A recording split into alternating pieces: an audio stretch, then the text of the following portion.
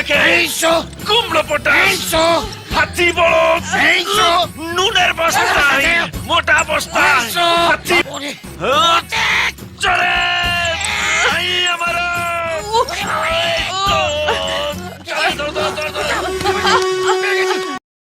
কি তুমি কি ভাবছো তোমাকে আমি মুভি দেখাইতে নিয়ে আসছি? না, তোমাকে আমি কপি কলার ম্যাথ শেখাইতে আসছি।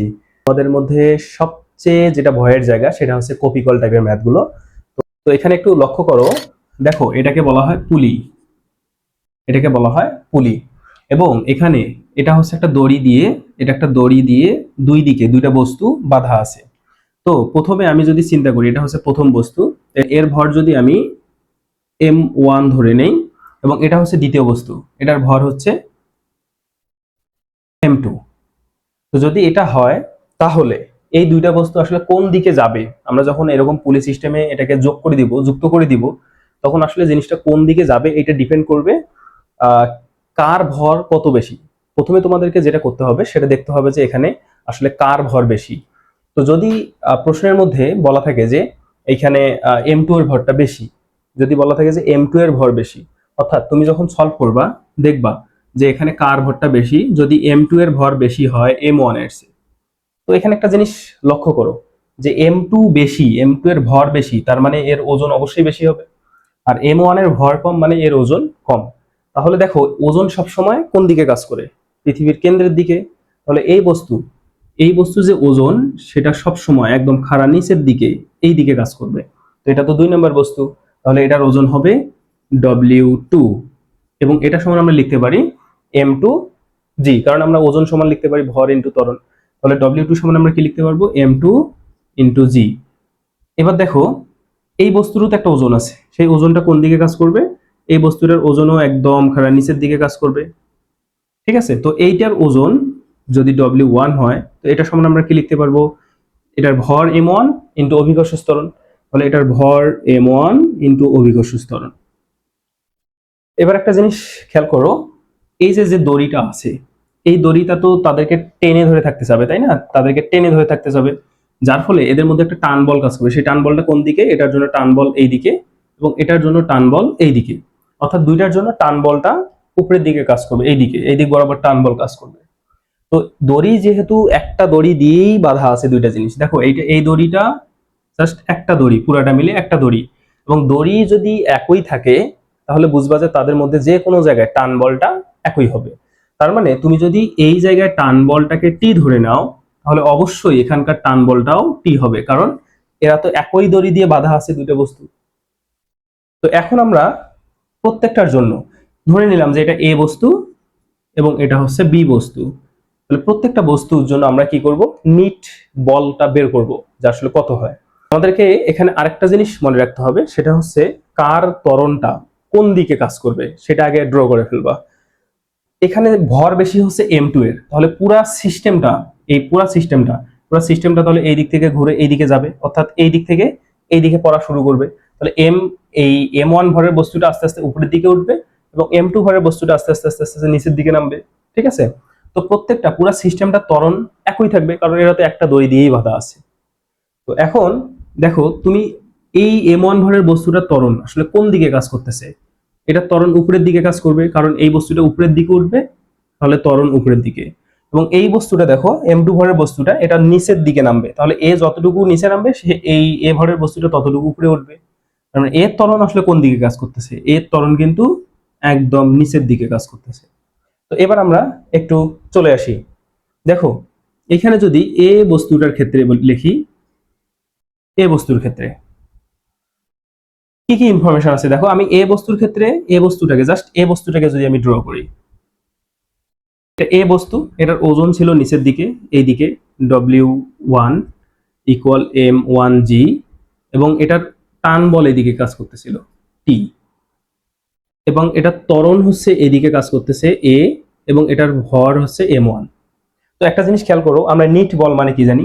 নিট বল F নিট ইকুয়াল, বল মানে হচ্ছে ভর ইনটু ত্বরণ। তাহলে এখানে ভর কত? এই বস্তুটার ভর হচ্ছে m1 ইনটু এই বস্তুটার ত্বরণ হচ্ছে a, তাহলে ভর ইনটু ত্বরণ, এটা হচ্ছে বল, ঠিক আছে?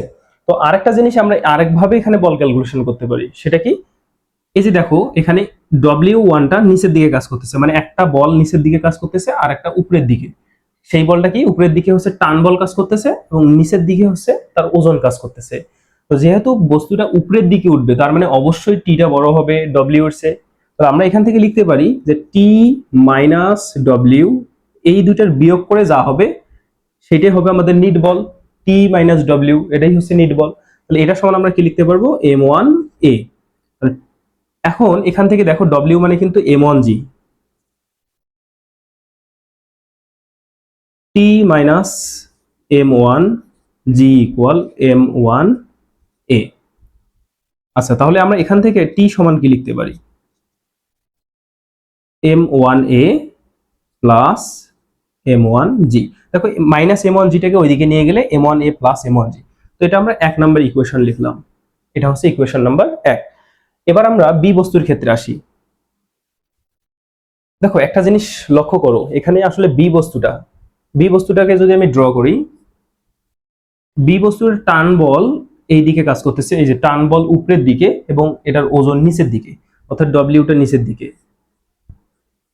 এইদিকে ডব্লিউ2 এইদিকে টি, এবং এটা ত্বরণ কিন্তু নিচের দিকে কাজ করতেছে। তো এখান থেকে আমরা লিখতে পারি নিট বল। তাহলে এটার ভর যেহেতু M2, তাহলে এবার বলো তো বি বস্তুর ক্ষেত্রে নিট বল কত হবে, F নিট।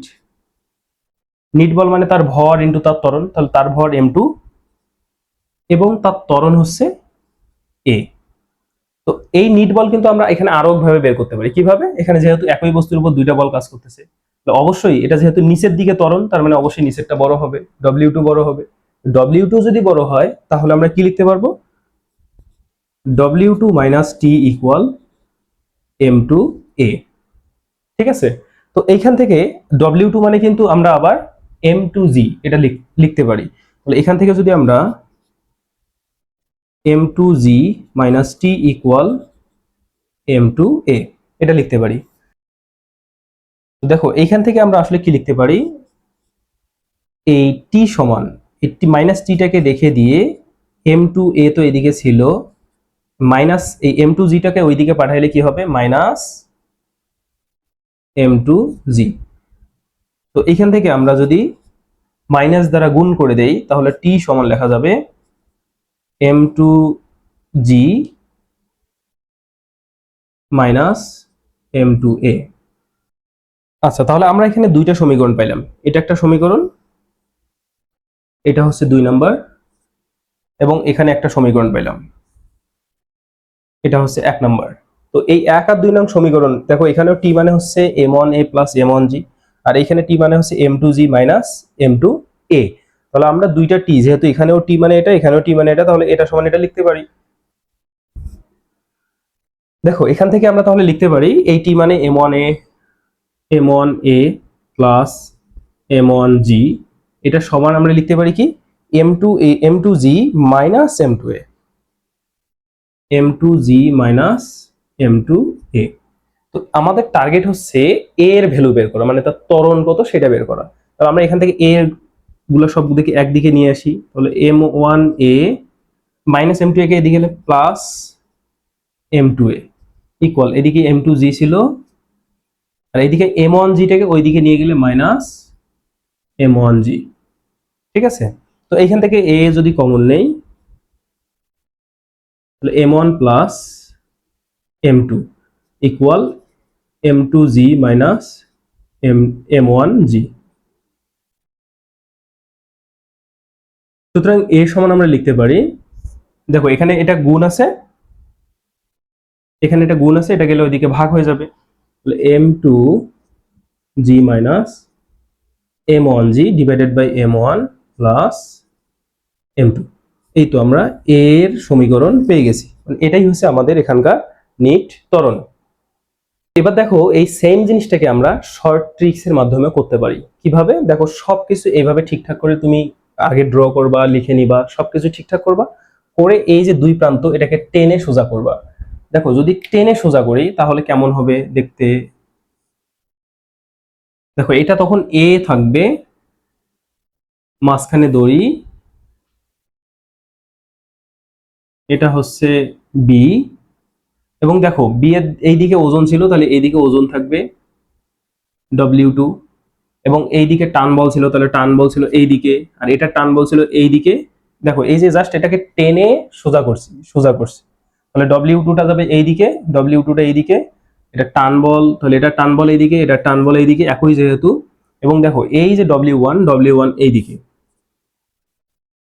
W2 মানে M2G, আর W1 মানে M1G।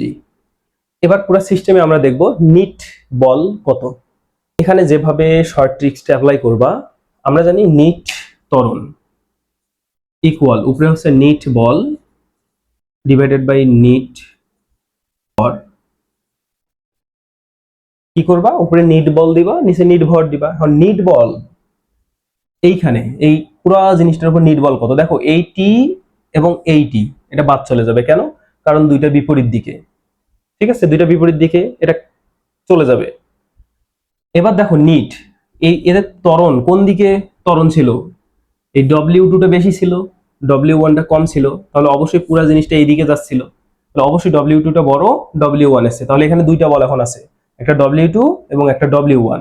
তাহলে আমরা এখন নিট বল তাহলে কত লিখতে পারবো, অবশ্যই W2টা বড় ছিল বিধায় তো সেটা নিচের দিকে নামছে, ওই দিকে নামছে, এজন্য আমরা এখানে লিখতে পারবো কি W2 মাইনাস W1। আর নিট ভর মানে হচ্ছে টোটাল ভর, তাহলে এই সিস্টেমটার মধ্যে ভর কত আছে দেখো তো, এটার ভর M1, এটার ভর M2 ছিল, তাহলে এটার ভর M1 প্লাস M2। তাহলে এই সেম জিনিসটাকে দেখো W2 মানে হচ্ছে M2G মাইনাস W1 মানে হচ্ছে M1G divided by M1 plus M2। তোমরা চাইলে এই নিট ত্বরণ, কার্যকর ত্বরণ এভাবেও এখানে বের করতে পারো, এটা শর্ট ট্রিক্স, ঠিক আছে। তো যখন তোমাদের যেটা দরকার হবে তখন সেটা দিয়ে ম্যাথ করার চেষ্টা করবো।